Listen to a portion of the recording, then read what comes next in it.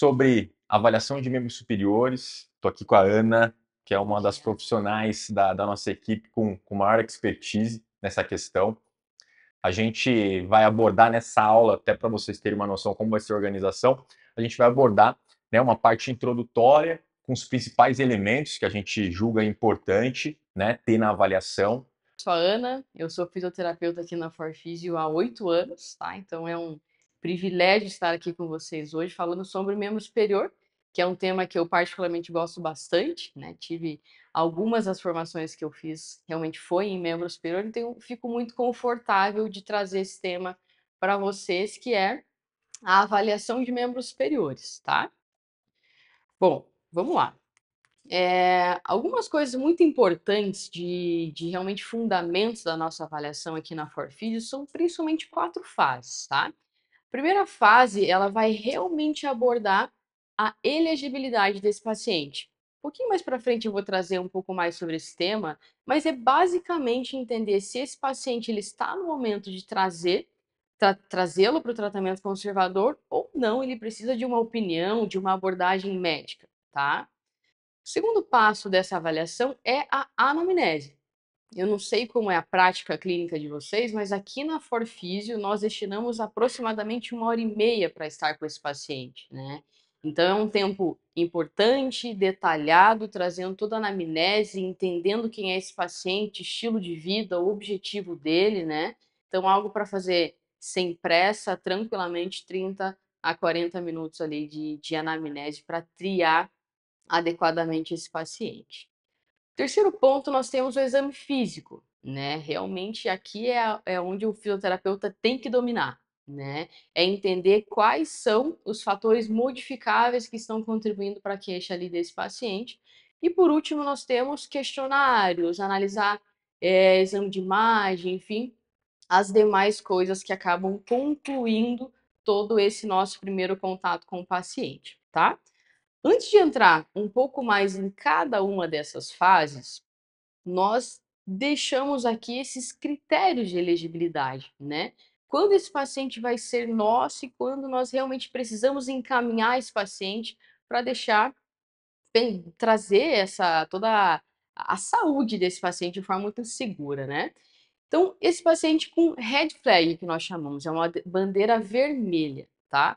Possivelmente esse paciente com uma bandeira vermelha, muito provavelmente nós não iniciaremos o tratamento conservador ainda e vamos encaminhar ele para uma opinião médica, né? Nós precisamos ter também como aliado nosso a parte médica, né? Então tenham na prática clínica de vocês um médico para encaminhar para ombro, para cotovelo, para joelho, enfim, qualquer uma das articulações, um médico que realmente falem a mesma língua, né? Que tenham o mesmo raciocínio, porque senão você encaminha e aí não corrobora essa linguagem. Então, isso é muito importante, isso é segurança para a gente e para o paciente também. Então, quando o paciente tem uma red flag, paciente que possivelmente tem ali um histórico de queda, ele pode ter uma suspeita de fratura, ele pode ter alguma comorbidade prévia associada, né? Falando de membro superior, ele pode ter sintomas, sinais neurais provenientes da região cervical. Então, nós precisamos triar esse paciente e entender realmente quando ele faz parte do tratamento conservador. A bandeira amarela é aquela característica do paciente que ele tem um médio a alto, baixo de impacto biopsicossocial. Ele tem dor em repouso, dor noturna, eventualmente, e ele tem sem comorbidade associada a uma comorbidade controlada, tá? Então, essa característica do paciente, provavelmente nós já iniciamos o tratamento, e se for o caso, nós pedimos para ele passar por uma opinião médica, tá? Esses são dois cenários super plausíveis de acontecerem. E uma bandeira verde é aquele paciente totalmente com perfil conservador, né? Ele tem um baixo impacto biopsicossocial, a dor dele é mecânica, né? Ele não tem comorbidade associada, então é um baita perfil de paciente para nós, tá? Bom, entrando na anamnese agora, tá? Por que é um fundamento tão importante aqui para a Forfísio, tá? A anamnese, a avaliação em si, ele é obrigatoriamente o primeiro contato que nós temos com o paciente, tá? O paciente ele só entra no nosso serviço com uma avaliação funcional específica. Isso é muito importante, porque às vezes os pacientes nos procuram já passaram por um médico e aí eles se questionam, né? Por que passar por uma nova avaliação, né? E ao decorrer da aula vocês vão entender o porquê que é importante, independentemente de ter um diagnóstico clínico, passar por uma avaliação funcional, tá? Mas esse primeiro contato, nós recebemos muito paciente de primeiro contato. Às vezes ele ainda não passou pela opinião médica e nos procura, tá? Então é uma responsabilidade nossa triar esse paciente e, de novo, identificar se ele tem esse critério de elegibilidade, né? Não é uma questão de ego nem nada nesse sentido, porque aqui o que está em questão é a saúde, é a função desse paciente, né? Então, realmente entender quem é o paciente, qual é o nível de irritabilidade da queixa dele, né? Esse nível de irritabilidade interfere no prognóstico, na abordagem de tratamento, na orientação que você vai passar para esse paciente, tá? Então, isso é muito importante. O nível de irritabilidade, o nível de comprometimento funcional que ele teve. Tá? Então, se foi uma ruptura de manguito rotador, uma tendinopatia de manguito, uma própria hérnia da região cervical, né? Houve algum comprometimento funcional desse tecido, né? Se ele teve uma ruptura, houve algum déficit de força nesse grupo muscular. Então, são coisas importantes para a gente triar esse paciente. E, por fim, identificar quais são os fatores modificáveis que contribuem para a lesão, para a queixa desse paciente. Aqui é realmente onde nós vamos intervir, tá? Bem, essa anamnese, como eu disse, nós destinamos cerca de 1h30 para estar com esse paciente e detalhar muito bem toda a questão dessa avaliação física, tá? Então, mais importante para a gente é entregar esse valor para o paciente, né? Entregar essa excelência que, na nossa opinião, é trazer uma fisioterapia baseada em dados, né? Acho que é o momento da fisioterapia deixar de ser abstrata, né? É, é comum, né? Às vezes a gente provavelmente todos já tiveram uma experiência assim de ir a algum profissional da saúde e você chegar em casa e não saber explicar, né, teu marido, tua esposa, o que que você tem, né? Então isso é algo abstrato. E é o momento da fisioterapia deixar de ser assim, né? Entregar realmente dados, porque isso gera educação para o paciente, ele vai entender o que que ele tem, o que deve ser feito, ele vai entender o porquê daquele prognóstico, cada fase desse prognóstico, né? Isso facilita muito o nosso manejo com o paciente. Ele com certeza vai ter uma experiência muito boa, né? O que reflete nesse paciente a fidelizar no nosso serviço. E mais do que fidelizar, ele nos indica, né? Que realmente aqui na Forfísio é o maior marketing nosso, nós digamos assim, que é essas autoindicações, né? Bem, essa anamnese, essa avaliação detalhada, ela também nos facilita nas tomadas de decisões, né? Eu não tenho como traçar um prognóstico adequado se eu não avaliar adequadamente esse paciente, tá? Esse paciente, nós vamos entender toda a abordagem de tratamento, ele vai entender toda a abordagem de tratamento com os dados que estarão sendo expostos para ele ali no momento da avaliação, tá? E esses mesmos dados, eles servem de critério de alta, né? Critério de alta são dados de segurança, né? São dados de segurança de fazer esse paciente retornar ao esporte, à atividade de vida diária deles, com mínima chance de ter uma recidiva, né? Então, são coisas realmente relevantes dentro da nossa cultura da empresa. E, por fim, não vou me aprofundar muito nisso hoje, mas esse cunho comercial, né? Esses dados, eles são refletidos em um relatório de acompanhamento, né, gera, a gente encaminha para a parte médica, para educador físico, enfim, todos esses profissionais que acompanham e realmente nós vamos conduzindo, né, e aí gera um marketing orgânico, os pacientes vão nos indicando, vai gerando uma troca bem relevante comercialmente falando, tá? Bem, vamos para a fase da anamnese, bem detalhada agora, tá? Então, hoje o nosso foco é trazer essa abordagem para membros superiores e dentro da anamnese, essa primeira parte é uma parte mais comum, né? Acredito que todos estejam familiarizados com esses tipos de perguntas que se inicia, obviamente, por um timeline muito preciso, né? Quando foi essa lesão? Quando foi que aconteceu, né? Qual que é o histórico? Esse paciente está na nossa frente agora aqui para avaliação, mas antes disso, o que aconteceu, né? Há quanto tempo ele está com essa dor? Isso é muito importante para entender como está esse tecido que foi feito até então. Como que começou, né? Essa dor, essa lesão, ela teve um início gradual ou ela tem um mecanismo, ela tem um evento associado, tá? E essas são coisas completamente diferentes. Se esse paciente ele teve um mecanismo de lesão é uma coisa, se foi algo gradual, acaba nos abrindo um leque de possibilidades lineares e não lineares referentes a essa lesão, essa queixa, tá? Característica da dor. Qual é a intensidade? Qual é o tipo, né? Aqui colher a percepção de dor, a Eva da dor dele, né? Então, detalhar muito isso é fundamental. Qual é o comportamento dessa dor ao longo do dia, tá? É um raciocínio muito coerente é entender, né? Diferenciar uma dor mais química de uma dor inflamatória, né? De uma dor persistente. Então, se esse paciente ele tem uma dor que ela varia de intensidade ao longo do dia, esse é um cenário.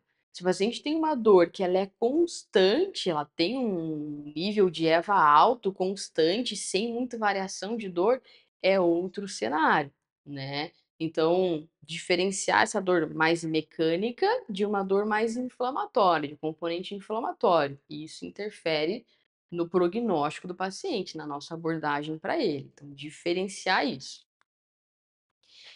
Se essa queixa que o paciente já teve é o primeiro evento, é um cenário.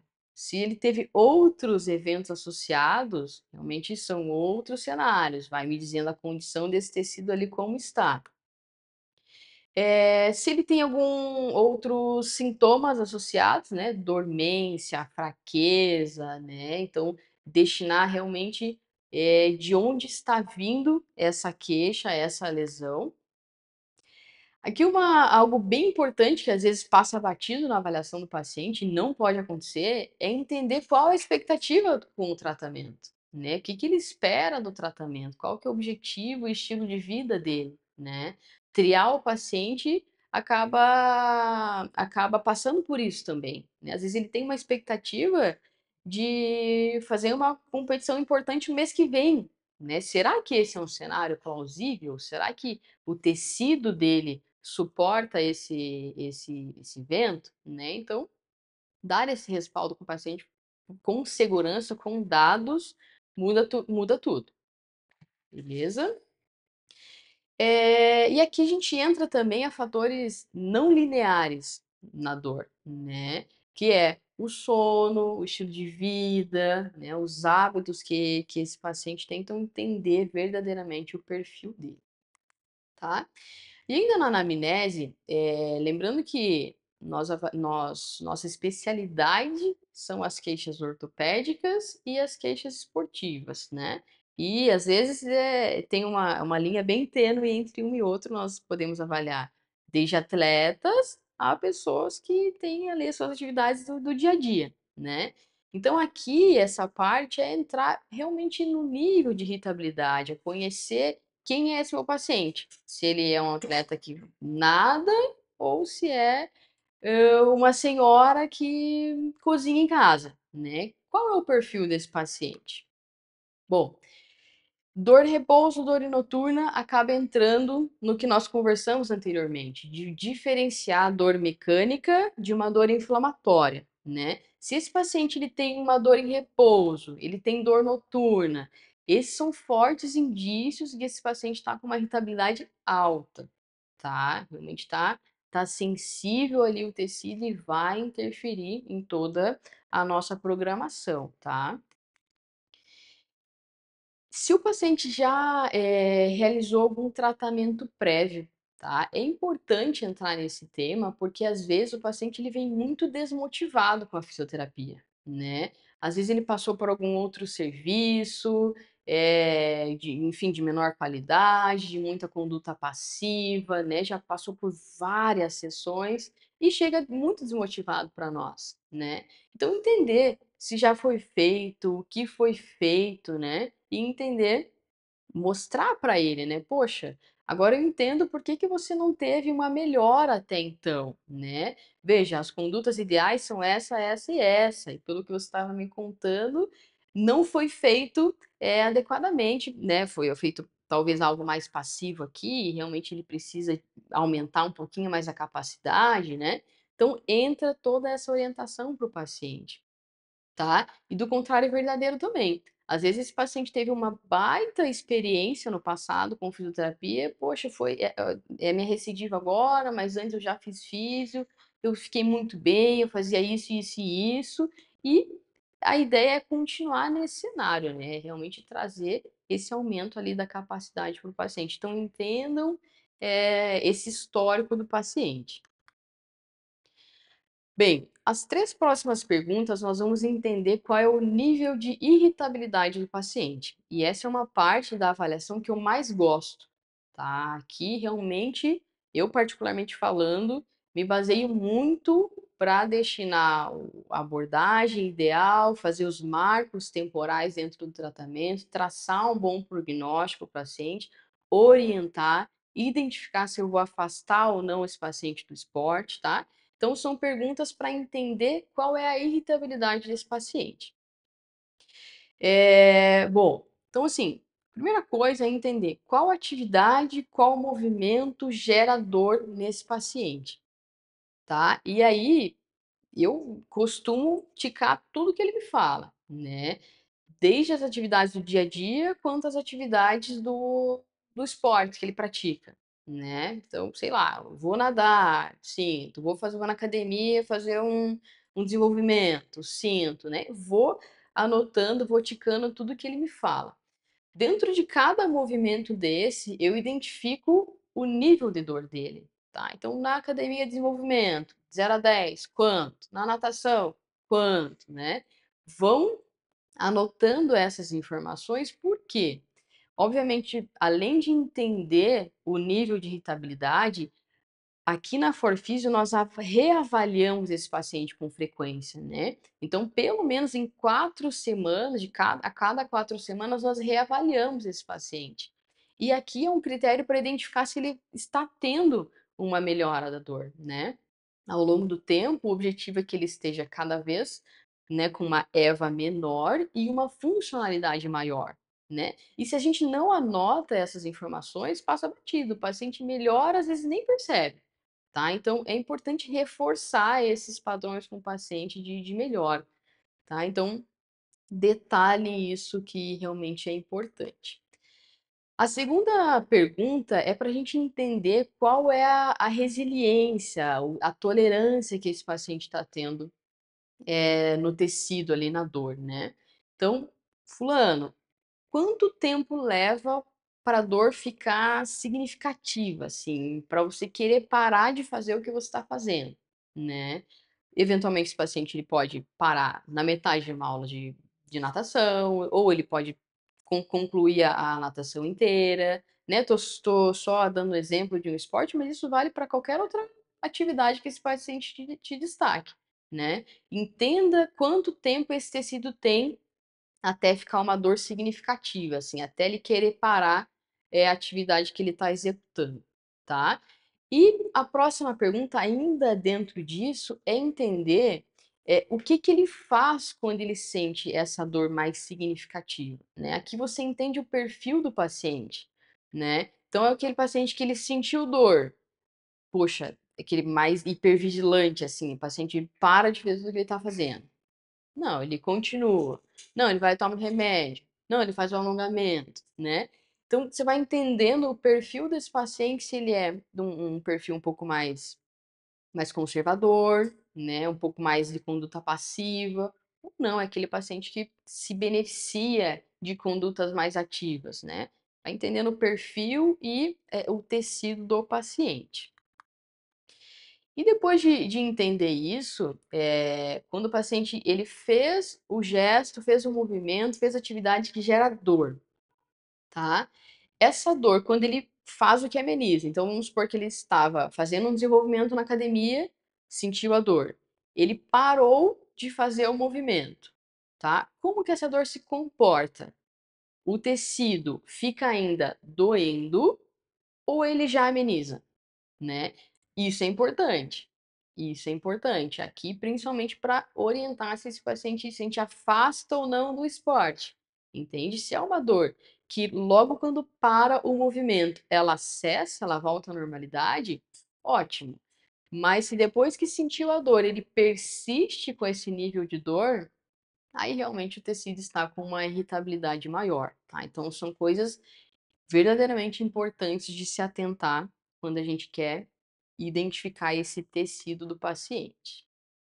Bom, detalhes esportivos, né? Os detalhes importam, são importantes a gente realmente gastar tempo entendendo desse paciente. Então, entenda qual é a frequência, o que que ele faz, qual é a frequência que ele faz aquela atividade, em cada dia, qual é a duração, qual é a intensidade, né? Se ele joga, treina, nada, enfim, 5 vezes na semana. O que ele faz em cada dia, né? Eventualmente pode ser que um dia ele tenha mais volume, no outro dia mais intensidade, e aí você pega a semana dele e identifica, poxa, o nível de dor dele talvez seja maior depois de um treino que gera mais intensidade ou de um treino que gera mais volume. Isso é importante para orientar o paciente em como adaptar a rotina esportiva dele, né?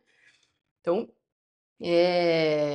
outro ponto aqui, ainda dentro da prática esportiva, é se ele teve alguma mudança na programação, tá? Houve alguma coisa, algum torneio, algum campeonato, algo nesse sentido que teve um aumento abrupto ali da demanda dele, e isso também é um fator que gera esse aumento de irritabilidade e é muito pertinente nesse momento da anamnese. Identifiquem o perfil desse paciente, se ele faz aquecimento, como ele faz, né? Tudo isso mostra realmente o cuidado que ele tem ali. E se ele faz algum treino específico, né? É muito comum encontrar aquele paciente que ele, dentro de uma balança de capacidade e demanda, ele só fica na demanda, né? Ele só joga, ele só treina, enfim, ele só exige do tecido e capacidade ele não faz nada, né? Às vezes não faz um treino de força, nada específico, entende? Então gera um desequilíbrio de capacidade e demanda, e esse é um dos principais fatores que explicam as lesões ortopédicas, tá? Então aqui é um ponto bem relevante, tá? E dentro da nossa plataforma, assim, nós temos até meio que um calendário, assim, que mostra semanalmente, né? Tudo que ele faz, de segunda a domingo, e embaixo a gente vai organizando o prognóstico dele dentro do tratamento, né? Eu costumo usar essa parte para identificar como é a rotina, como era a rotina dele antes do treino, da lesão e como está a rotina dele atualmente, tá? Isso é importante porque se antes da lesão ele tinha tal volume, tal intensidade, tal frequência e agora eu consigo comparar, sabe? O quanto ele adaptou a rotina dele, o estilo de vida dele devido à lesão, né? São N cenários, né? Esse paciente pode estar com a rotina normal, esse paciente pode estar com uma frequência menor, enfim. Então, aqui você vai entendendo ao longo desse tempo que ele levou para nos procurar, como foi que ele foi conduzindo, tá? E quanto mais adaptado ou vetado ele tiver, maior é essa irritabilidade dele, né? Quanto mais preservado tiver a atividade do dia a dia e as atividades esportivas, menor é a irritabilidade. Isso, de novo, reforça que vai interferir no prognóstico e vai interferir no plano de tratamento, na abordagem, tá bem? Legal. Mas olha só, pessoal, olha como a Ana ela mostrou toda a questão da anamnese e como é importante essa etapa para você conhecer de fato o seu paciente. Desde nível de irritabilidade, rotina esportiva, isso é extremamente importante, até para a construção do plano de tratamento e para você conhecer de fato quem ali está na sua frente. O que a gente vê na maioria dos serviços é até negligenciar essa etapa, a anamnese. E olha o quão rica ela pode ser e o quão ela é importante para você tomar a melhor decisão para o seu paciente. Né? O detalhe faz a diferença. Você entender uma rotina esportiva, às vezes é um tenista que mudou uma raquete naquela semana, ele não entendeu, ele começou a desenvolver uma queixa e essa mudança de equipamento pode estar atrelado a essa queixa dele. E aí é nossa função orientar todos esses aspectos, né? Entender esse volume semanal, que isso vai ser muito importante depois, lá na frente, para a gente orientar esse paciente no retorno ao esporte. Porque o que acontece na maioria dos serviços é o quê? Ah, o paciente ele está com dor, restringe totalmente a atividade esportiva. Às vezes realmente vai ser necessário isso, às vezes não. O que vai determinar a nossa tomada de decisão é justamente a avaliação. Ou até mesmo lá na frente, no retorno ao esporte, ah, agora você pode voltar, tá tudo bem, volta ali 100%. Não é bem assim. Você vai ter que voltar de maneira gradativa. Mas, antes de voltar de maneira gradativa, a gente precisa entender qual era a rotina dele antes realmente da lesão para a gente determinar os volumes adequados. Então é o que a gente sempre bate na tecla. A avaliação é o principal momento da construção do plano de tratamento. Se a gente erra aqui, a chance é enorme da gente errar ali ao decorrer, né, de todo o processo. Sim. E esse é um momento tão importante da nossa avaliação que é muito comum a gente fazer avaliação até somente de triagem do paciente, né? Eu, particularmente, já tive pacientes que me procuraram para só fazer critério de alta, né? Esse paciente, né, curiosidade aqui, não é tanto tema, mas é meu paciente até então, né, há 7 anos. Ele foi um PO de LCA, ele veio só para fazer critério de alta.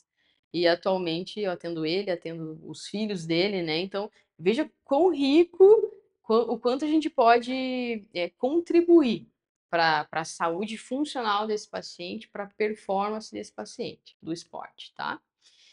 Então, assim, entrando agora nesse ponto bem importante, realmente aqui a gente considera um marco dentro da nossa anamnese e do exame funcional, que é identificar o nível da irritabilidade desse paciente, né? De novo, isso interfere muito no prognóstico e no planejamento dele, e também na orientação, né? Eu preciso ter dados para orientar esse paciente, porque a grande maioria do nosso público são atletas, né? E um atleta ele não quer parar a atividade dele, né? E se você precisa afastar esse paciente, você precisa ter respaldo para isso, né? Não é simplesmente afasta. Não. Você tem que mostrar para ele, até gerar um convencimento dele do porquê ele precisa afastar ou não, ele pode continuar, ou porque ele não dá para fazer aquela prova naquele tempo, entende? Então, de novo, não é algo abstrato, é algo que o paciente ele tem essa educação, ele tem essa experiência, tá? O que a gente considera como uma irritabilidade alta, tá? É a característica do paciente que, numa EVA de 0 a 10, ele tem um nível 7 de dor, tá? Principalmente, né, em qualquer movimento acima do nível da cabeça, movimentos em overhead. Esse paciente ele tem dor em repouso, bem comum ter dor noturna também. Ele tem incapacidade do gesto esportivo, né? Ele já não consegue mais estar ativo no esporte dele, já foi afastado, né? Ou por orientação, ou por realmente não conseguir, ele por conta própria parou. Quando ele pratica a modalidade esportiva dele, ele tem uma permanência da dor além de 48 horas. Então, ele leva 2 dias ou mais para se recuperar da dor dele, né? Então, é aquele paciente que ele faz a modalidade no final de semana e fica alguns dias pagando preço ali, né? O tecido fica reclamando, tá? Dor noturna presente e está bem provavelmente afastado do esporte. Então, essa é uma irritabilidade alta. Bem provavelmente é aquele paciente que, dentro do planejamento do plano de tratamento, você vai ter que começar. Exemplo, né? Se for uma tendinopatia de manguito rotador, você vai ter que começar com uma isometria, né? Você vai ter que ter algumas condutas passivas para analgesia, entende? Então, é toda uma programação que interfere no plano de tratamento e no prognóstico. Vai ser um prognóstico um pouquinho mais longo. Por quê? Se ele está afastado do esporte, é um pouco que o Gabriel trouxe anteriormente, né? Nós temos que, ao longo do prognóstico, em tempo de tratamento, reinserir ele no esporte, né? Então, vamos supor, 12 semanas de tratamento. Não é chegar na 12ª semana de tratamento e falar, fulano, pode voltar para o seu tênis, está liberado. Não é assim, né? Ao longo das semanas, nós temos reavaliações que vão nos mostrando como está essa percepção de dor, essa melhora da dor do paciente dele, e como está a função do tecido, né, do dia a dia dele ali. Então, baseado nesses respaldos, a gente tem segurança em fazer um retorno ou não. E ainda em tempo de tratamento, a gente faz em clínica, a gente vai para campo com o paciente, fazer esse retorno gradual, né? A gente constrói uma carga crônica com esse paciente antes de expor ele no esporte, tá? Então, isso tem que ser levado em consideração para traçar o prognóstico. Porque se eu traço um prognóstico muito curto, provavelmente ele não vai atingir os critérios de alta, né? Talvez ele ainda tenha sintoma, lembrando que o tecido leva mais 6 semanas para se adaptar, né?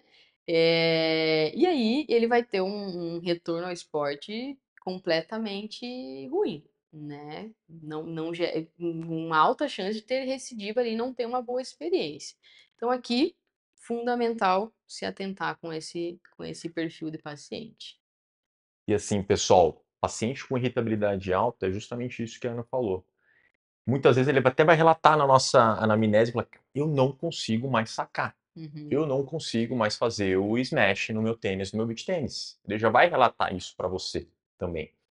E a dor noturna, ela é um sinal muito clássico em dores no ombro com irritabilidade alta. É um sinal clássico que a gente pega muito aqui no nosso consultório. Então, isso é muito importante se atentar. E no exame físico, o paciente com irritabilidade alta, mínimas amplitudes de movimento já é suficiente para produzir grandes sintomas. Mínimas ativações musculares já é suficiente para produzir também grandes sintomas. É o paciente mais fácil de identificar É, na avaliação, paciente com claro, né? irritabilidade alta. Sim, sim. E aí nós seguimos de uma irritabilidade média, né? O perfil desse paciente numa EVA de 0 a 10, ele vai ficar no nível 4, nível 6 de dor, tá? Tanto durante quanto no pós-treino, atividade dele. Ele tem uma alteração no padrão de movimento dele, ainda esse cenário de, poxa, não consigo, ou tenho dificuldade, ou altera o meu gesto esportivo, é muito comum. Ele tem uma dor que pode permanecer em até 24 a 48 horas do pós-treino, não mais do que isso, tá? Ele tem bem necessariamente assim ele tende a adaptar, né, a modificar a prática dele, a semana dele, né? Então, às vezes mexer no volume, às vezes mexer na intensidade da modalidade esportiva dele é muito pertinente. Às vezes nós precisamos orientar dessa forma, ou às vezes ele naturalmente já fez, tá?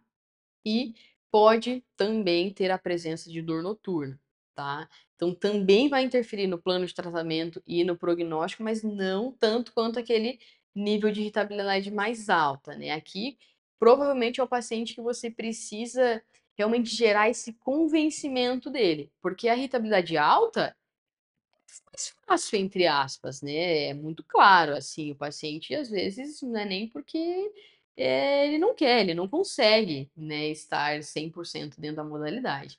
Aqui na irritabilidade média, o paciente ele até consegue, né? Então você tem que gerar esse convencimento dele do porquê que não é o momento ainda de tais atividades, né?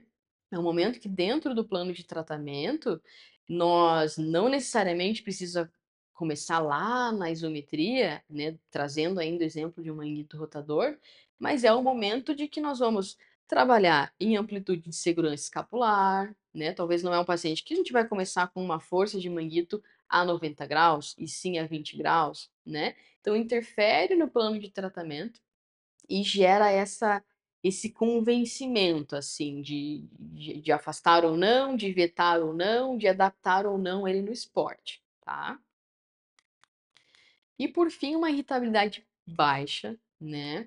O paciente numa EVA de 0 a 10, ele vai apresentar até o nível 3 de dor ali, ou durante ou o pós-treino, principalmente no pós-treino. Na grande maioria das vezes o paciente não sente dor durante a prática esportiva e uma leve dor depois, com uma boa recuperação depois, né? Ele eventualmente em questão de horas, assim, no final do dia, a dor já normalizou, no dia seguinte ele não está com dor. Essa é uma característica muito boa, tá? Esse paciente ele consegue realizar os gestos esportivos sem dificuldade, né? Ele não precisa alterar o padrão. A dor dele alivia completamente ali até o próximo treino e ele consegue estar dentro do volume e intensidade dele tranquilamente, tá? E assim, dentro da literatura, quando a gente fala em membros superiores, né, de ombro principalmente, são três principais perfis de paciente, né? Tem aquele paciente que a literatura traz assim a instabilidade, a síndrome do impacto e a capsulite adesiva, tá? Então a gente trouxe um cluster de tanto de testes quanto de achados ali que o paciente pode apresentar no momento da avaliação, que no exame físico e na anamnese é importante de nos atentarmos e modificar algumas coisas, adicionar algumas coisas dentro da parte mais funcional da nossa avaliação, né? Então, aquele paciente com instabilidade, o que fica muito claro na anamnese, né? O paciente tem uma história de trauma e de luxação, então não é aquele paciente que ele teve uma dor gradual, ele teve um mecanismo de trauma, tá? Então ele vai vir com essa história para você, ele tem ali a sensação da instabilidade, principalmente associado nas atividades em overhead. A idade do primeiro episódio é muito importante. Quanto mais novo esse paciente for, maior é o risco de recidiva, maior é a chance, maior é a recomendação cirúrgica que ele tem, né? E também dependendo do nível, da quantas lesões eles tiveram, né? Se for mais que 5 no ano e novo, ele tem forte indício de cirurgia, tá? E é aquele paciente que tem hiperfrouxidão ligamentar, tá? Então é um clássico aí associado à irritabilidade. E o que a gente faz para, no momento da avaliação física, de mudança, assim, no que a gente, na avaliação da capacidade, né? O que a gente modifica na nossa avaliação? A gente vai trazer o questionário de OSE, por exemplo, e aqui o cluster de principais testes ortopédicos, né? Então, o teste de apreensão, o teste de recolocação, o surprise e os testes de identificar o movimento humeral na posição neutra, tá? Então, vai nos dizendo como tá essa condição do ombro capsular ali, beleza?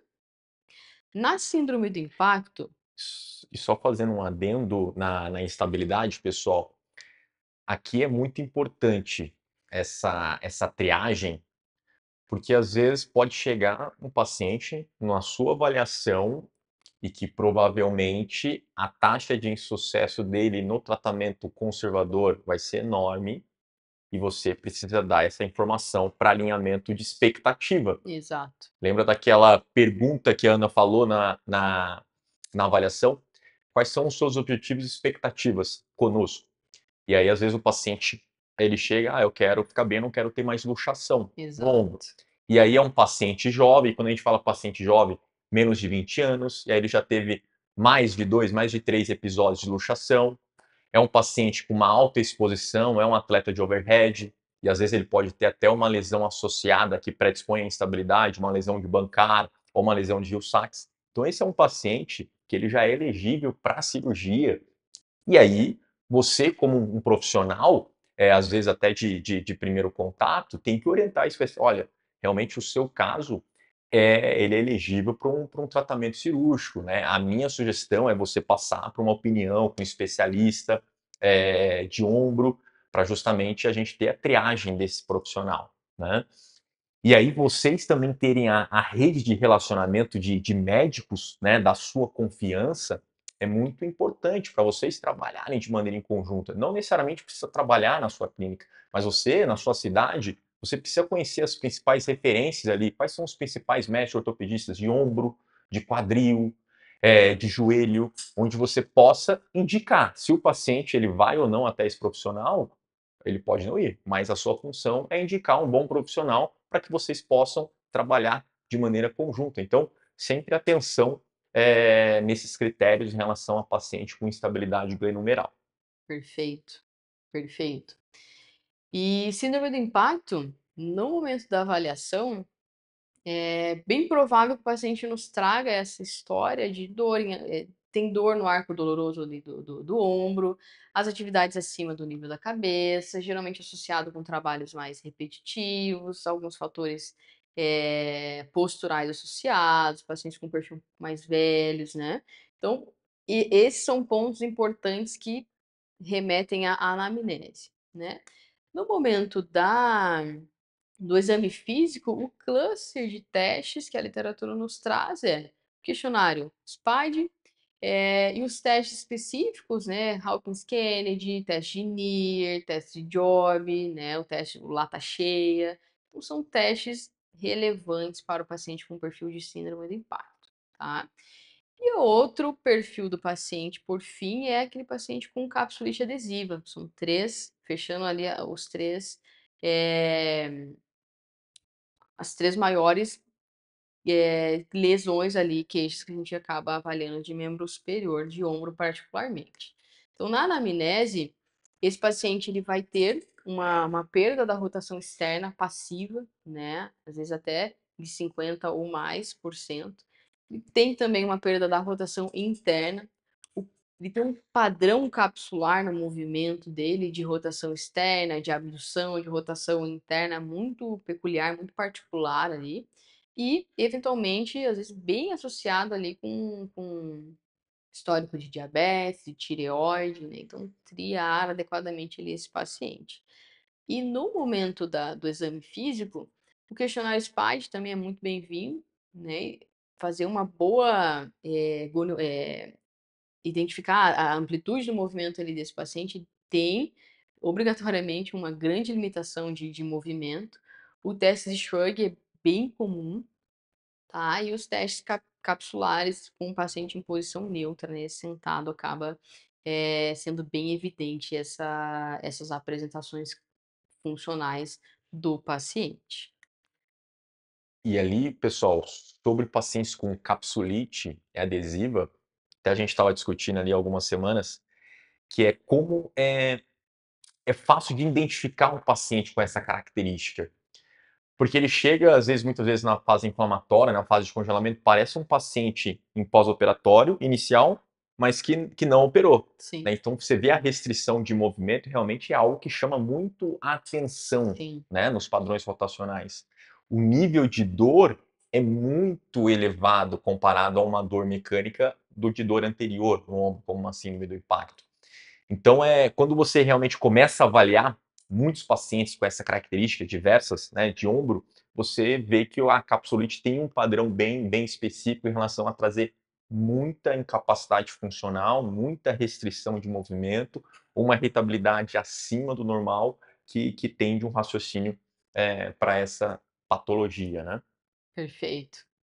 Queria agradecer aí a todos, né, a Ana, que é uma profissional brilhante, tem muita experiência em membro superior,